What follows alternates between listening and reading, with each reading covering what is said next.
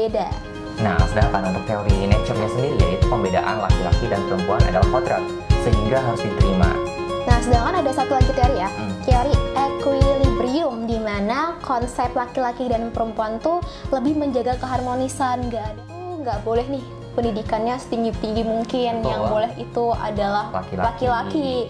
Makanya ada pahlawan emansipasi wanita nih, yaitu Siapa tuh? Raden Ajeng Kartini gitu. Kalau dari segi pendidikan menurut Denny sendiri gimana sih? Apakah udah setara sekarang ini gitu? Iya, menurut Denny udah setara sih. Bahkan yang setahu Denny, riset menunjukkan. Ngapain sih perempuan sekolah tinggi-tinggi, nanti juga ujung-ujungnya di dapur? Ngapain jadi cewek karir? Toh juga nanti ada suami yang nafkahin. Nikah kapan? Nanti jadi perawan tua loh. Banyak stigma-stigma negatif yang telah menggugat eksistensi perempuan selama berabad-abad lamanya. Perempuan dianggap sebagai manusia yang dinilai tidak memiliki konotasi bagi dunia luar. Hingga pada saatnya, muncullah sosok pahlawan nasional, yaitu Raden Ajeng Kartini, yang dinobatkan sebagai pahlawan emansipasi wanita. Berkat Kartini, perempuan bukanlah lagi sosok yang hanya berdiam di rumah mengurus suami dan anak, tetapi perempuan juga memiliki hak dan kesempatan yang sama tanpa adanya pembedaan gender dan diskriminasi. Halo semuanya, perkenalkan nama aku Rizka Amalia yang akan menemani episode spesial kali ini. Ini adalah episode terbaru dan terspesial, yaitu versi visual. Nah, di sini aku nggak sendirian nih. Aku ditemani oleh partner aku, yaitu ada Denny. Halo Denny. Halo Teriska. Denny, gimana nih kabarnya? Kabar aku baik. Teriska gimana kabarnya? Alhamdulillah baik dan semoga tetap waras ya.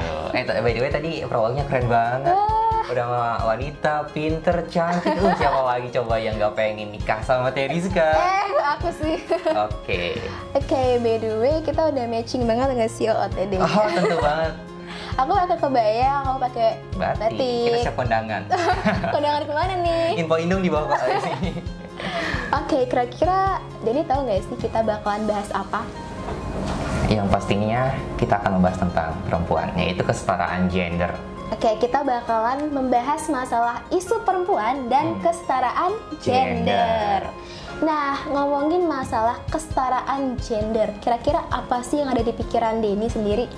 Kalau menurut pendapat Denny sendiri, kesetaraan gender itu nggak ada pembeda antara laki-laki dan perempuan. Tapi menurut Teriska sendiri gimana nih? Oke, kalau menurut aku kesetaraan gender itu lebih kita memanusiakan manusia ya. Oh iya, meskipun betul. kita berbeda gender, tapi tidak ada diskriminasi apapun gitu. Iya, jadi tidak ada pembeda lah ya, kayak gitu. Ngomongin tentang gender, pasti kita berhubungan dengan maskulin dan feminim ya sih? Iya betul. Tahu nggak tuh apa tuh? Kalau menurut Denny, maskulin itu kayak laki-laki yang maco banget gitu, kan kayak maskulin, ya kan ya? Tapi kalau feminim sendiri gimana? Kalau feminim tuh lebih ke wanita ya. Wanita kan tuh identik dengan perasa, mengayomi, dan katanya lemah. Aduh, ini bukan menurut Denny ya. Tapi kebanyakan gitu. Teriska juga mengklaim nggak sih kalau kebanyakan wanita itu lemah? Kebanyakan wanita itu lemah. Aku agak nggak setuju ya, karena agak gimana ya, kalau menganggap wanita tuh lemah gitu, itu lebih ke stereotip. Oh iya betul. Masyarakat zaman dahulu nggak sih? Padahal sama aja kan antara laki-laki dan perempuan. Nah, Denny tahu nggak sih kalau kesetaraan gender itu punya 3 teori menurut ahli? Wah, apa tuh? Jadi, ada 3 teori nih yang mengungkapkan tentang kesetaraan gender, yaitu ada teori nurture, nature, dan equilibrium. Oh iya, tahu. Denny taunya yang nature. Mungkin nanti kita bisa gantian gitu ya nyebutinnya ya. Kalau misalnya teori nurture itu merupakan perempuan dan laki-laki adalah hasil konstruksi sosial budaya sehingga menghasilkan peran dan tugas yang berbeda. Nah, sedangkan untuk teori nature-nya sendiri, yaitu pembedaan laki-laki dan perempuan adalah kodrat, sehingga harus diterima. Nah, sedangkan ada satu lagi teori ya, teori equilibrium, di mana konsep laki-laki dan perempuan tuh lebih menjaga keharmonisan, nggak ada diskriminasi ataupun perbedaan lainnya. Oke. Gitu. Berarti semuanya udah tahu ya ketiga itu tuh apa aja. Mungkin bisa disebutin nih sama penonton. Coba tadi sebutin guys. Pada hafal nggak nih? Aduh, kalau nggak apa langsung auto C.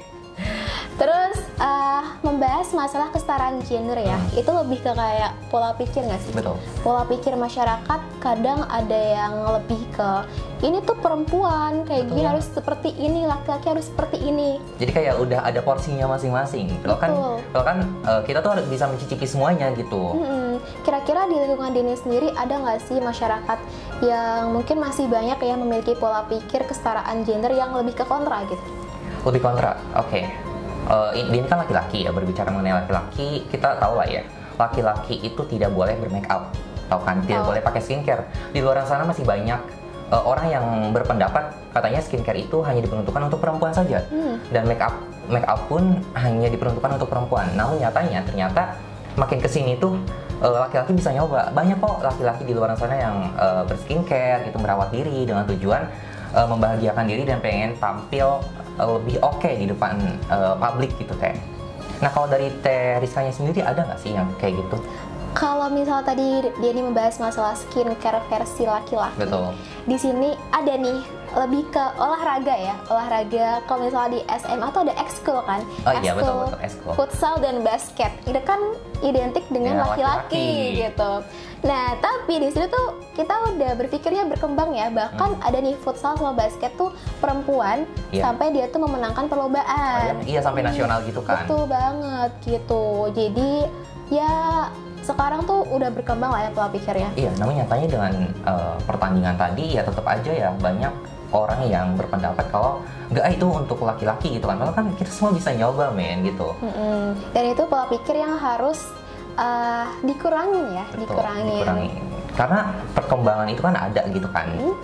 Dan ya memang gitu, tidak ada porsi bagi masing-masing. Kita berhak mencoba A, B, C gitu. Oke, ngomongin masalah pola pikir. Pola pikir sendiri tuh berpengaruh juga loh sama pendidikan. Betul. Karena pendidikan itu adalah kunci utama untuk pola pikir kita tuh berkembang gitu. Betul banget. Nah, dari data yang Denny dapatin itu ya gini. Jika dirinci berdasarkan daerah tempat tinggal, presentasi perempuan yang mempunyai ijazah perguruan tinggi di perkotaan mencapai 13,51%, sedangkan laki-laki sebesar 12,56%. Ini didominasi oleh perempuan. Nah, kemudian di wilayah pedesaan sebanyak 5,57%, perempuan memiliki ijazah perguruan tinggi, sementara presentasi laki-laki hanya 4,76%. Dan ini menurut Denny angkanya cukup jomplang gitu ya. Dan ternyata lebih tinggi perempuan ya sekarang daripada laki-laki. Berarti perjuangan Kartini nggak sia-sia nih untuk menjunjung pendidikan perempuan. Tetapi malah kenapa laki-lakinya yang nggak setara dengan perempuan? Kira-kira ada kayak faktor tertentu nggak sih Den? Faktor yang pastinya lingkungan sih ya. Kenapa laki-laki presentasinya lebih rendah dibandingkan perempuan?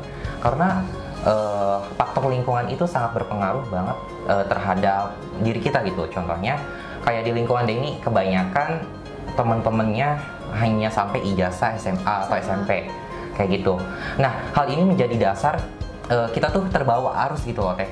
Terbawa arus kenapa kita harus sekolah tinggi-tinggi itu, sedangkan teman-teman Denny aja sampai SMP, SMA kayak gitu. Nah kalau dari Teh Rizka sendiri ada nggak sih faktor lain gitu?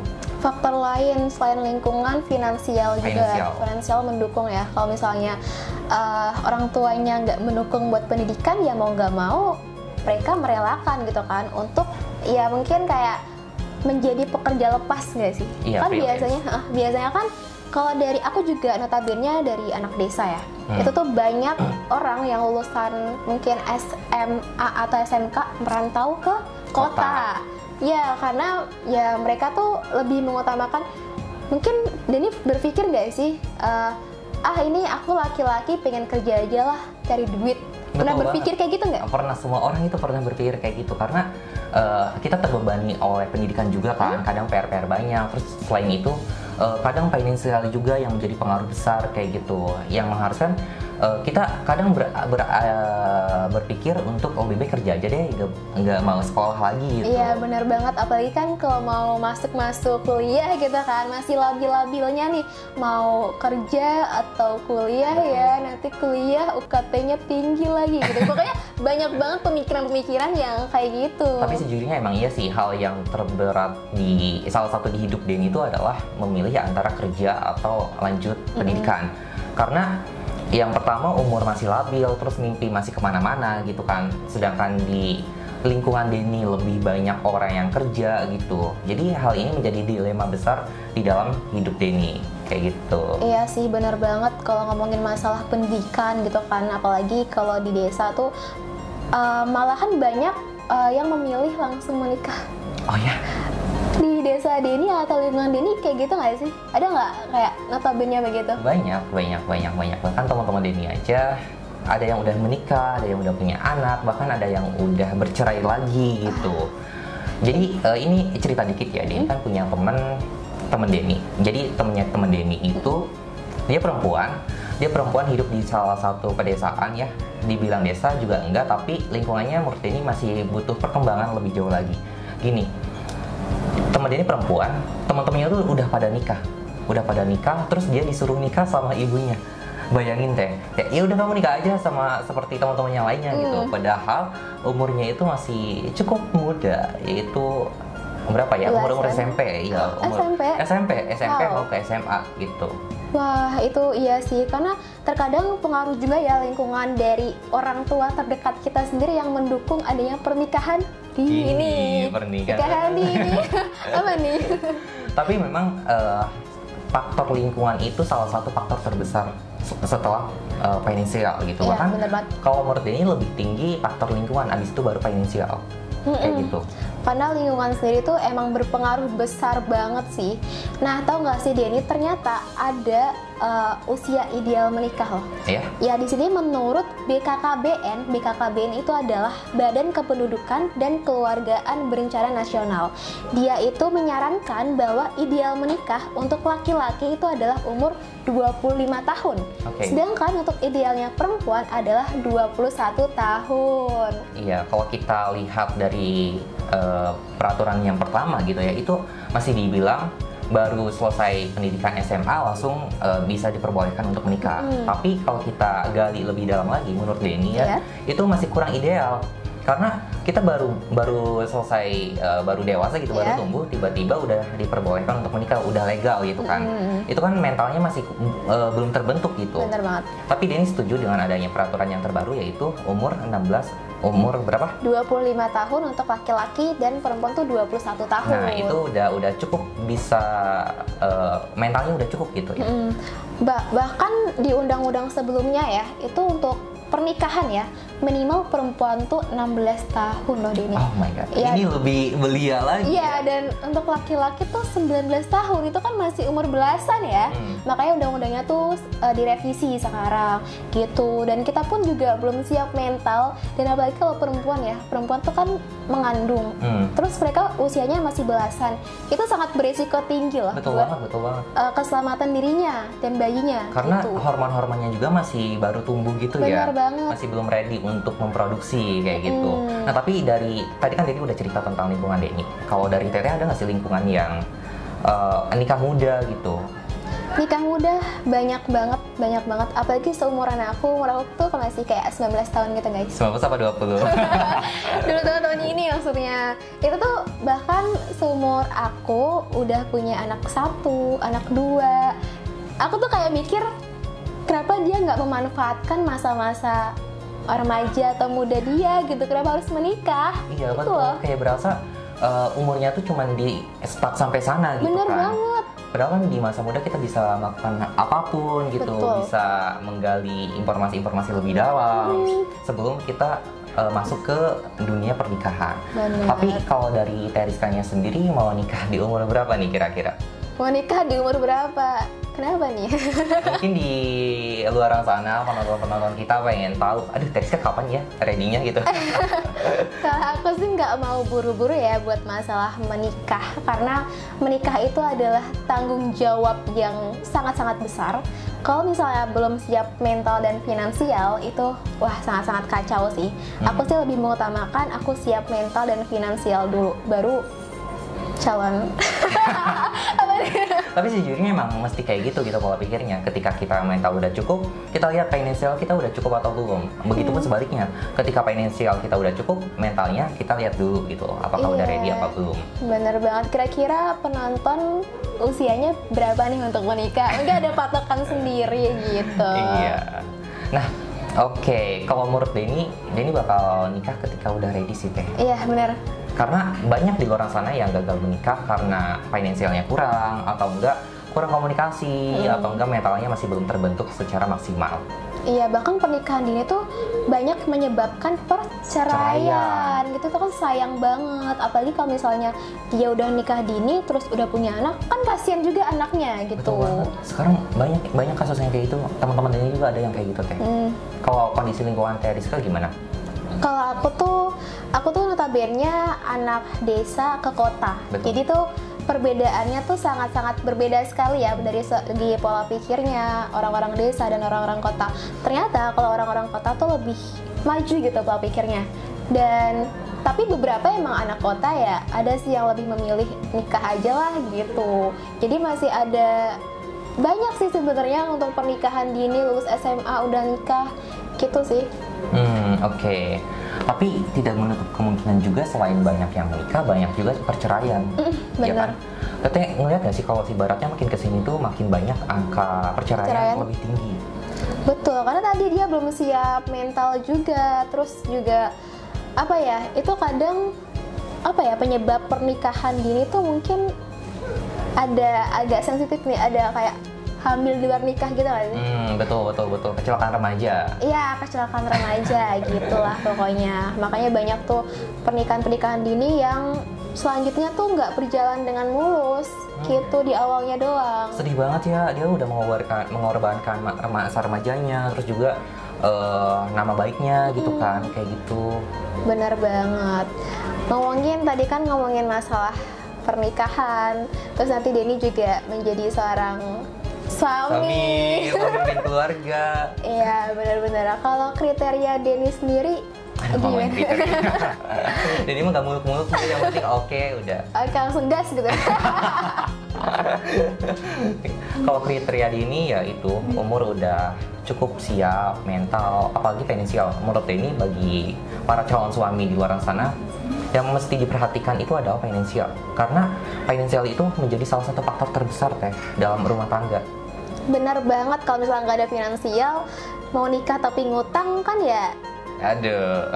Apa ya, habis happy mikirin ini duit dari mana nih ya buat bayar utang gitu nggak sih? Langsung ditagih sama deposit. Iya bener banget. Gitu. Terus tadi kan kita udah bahas masalah pernikahan. Di pernikahan pasti ada suami dan istri ya. Kalau Denny sendiri tuh lebih mendukung istri berkarir atau berumah tangga sih? Kalau Denny itu, karena Denny notabene adalah laki-laki yang akan menjadi tulang punggung keluarga serta pemimpin, Denny lebih memilih untuk jadi istri Denny untuk jadi seorang ibu rumah tangga. Karena gimana ya, menurut Denny itu, Denny udah yakin sama diri Denny sendiri untuk bisa mencukupi anak-anak dan istri Denny gitu. Nah, kalau dari Teriskanya sendiri gimana? Kalau wanita karir atau ibu rumah tangga ini tuh menjadi hal yang sangat berat sekali. Wanita karir atau ibu rumah tangga? Oke. Kalau mungkin kalau sekarang kan aku belum ngerasain ya, tapi aku punya pola pikir yang kedepannya aku sepertinya ingin memilih menjadi wanita karir. Wanita karir? Iya, wanita karir gitu. Karena pola pikir kalau dari ibu aku ya, kamu tuh jangan ketergantungan sama laki-laki. Nanti kalau misal ditinggal, nanti kamu makan apa? Ya bingung gitu. Jadi kayaknya lebih baik aku juga membantu suami untuk bekerja gitu. Iya, tapi kalau si baratnya nanti suami teteh meminta untuk menjadi ibu rumah tangga gimana nih? Meminta untuk menjadi ibu rumah tangga, kuncinya adalah komunikasi dulu ya. nanya alasannya dulu. Kenapa? Karena kan aku suka bekerja nih. Kalau misalnya dikekang kamu harus jadi ibu rumah tangga, kayaknya agak tertekan di batin aku. Karena aku udah senang-senang bekerja, kok tiba-tiba jadi ibu rumah tangga. Tapi sedangkan wanita karir tuh juga menjadi ibu rumah tangga sebenarnya, Denny. Oh ya? Iya. Sebenarnya Denny juga tahu sih kalau perempuan itu memiliki 2 pekerjaan tetap. Betul. Gitu. Bukan 2 pekerjaan tetap, tapi memiliki 2 pekerjaan gitu. Yang pertama di kantor, yang kedua di rumah. Jadi tidak menutup kemungkinan juga kalau ibaratnya wanita disetarakan dengan kelemahan gitu kan, itu benar-benar salah besar.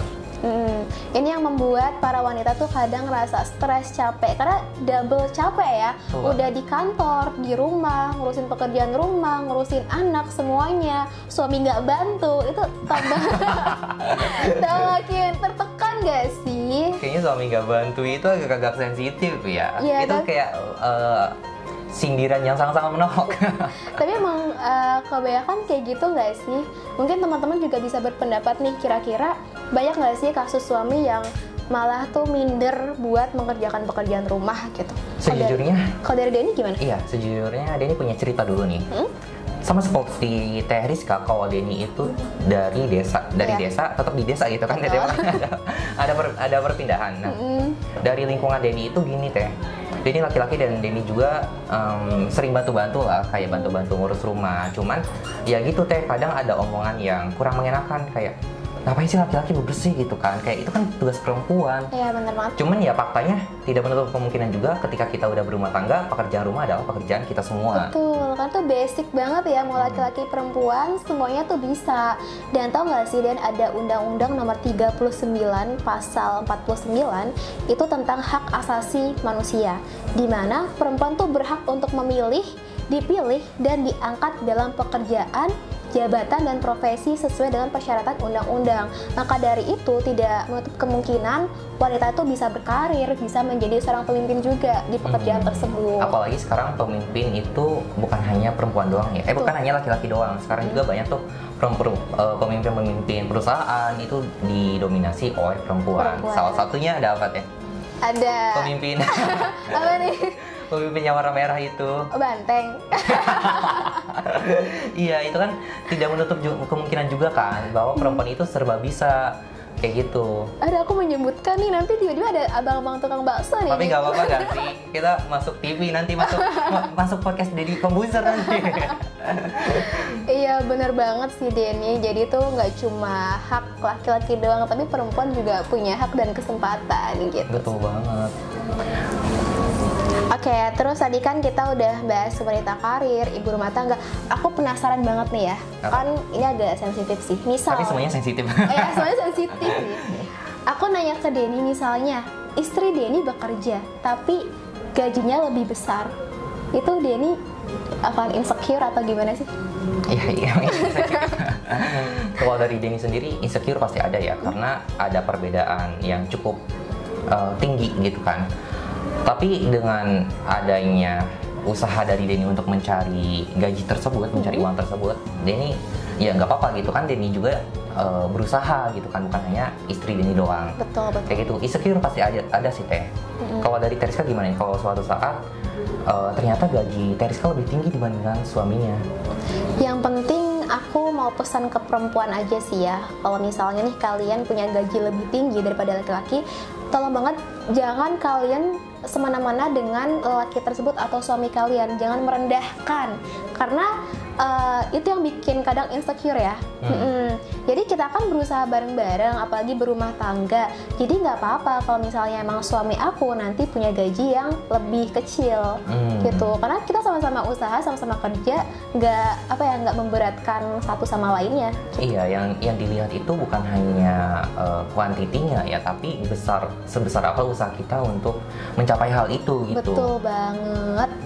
Nah, kalau dari Teriska gimana nih? Adakah pesan-pesan untuk perempuan di luar sana yang memiliki gaji yang lebih tinggi tetapi suaminya lebih rendah gitu loh Teh? Terus dengan hal itu memicu adanya konflik gitu kan? Itu kan banyak juga ya yang kayak gitu ya.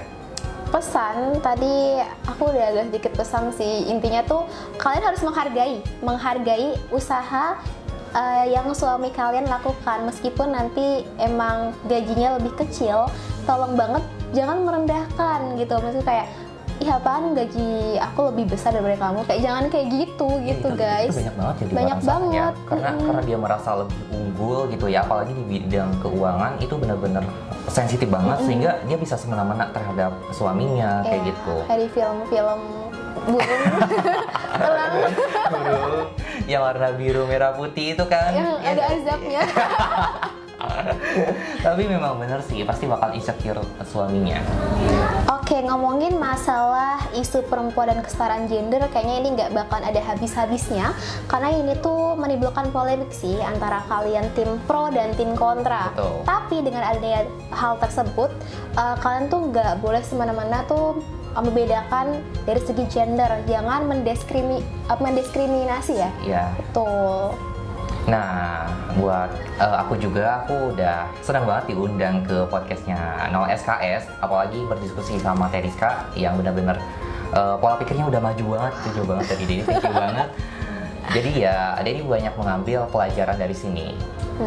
Kita sama-sama belajar sih sebenarnya. Betul. Dan kalian juga nih ya, kalian penonton, pendengar boleh banget nih berargumentasi, beropini tentang isu perempuan dan kesetaraan gender karena nanti kita juga bakal upload di spesial Hari Kartini ya.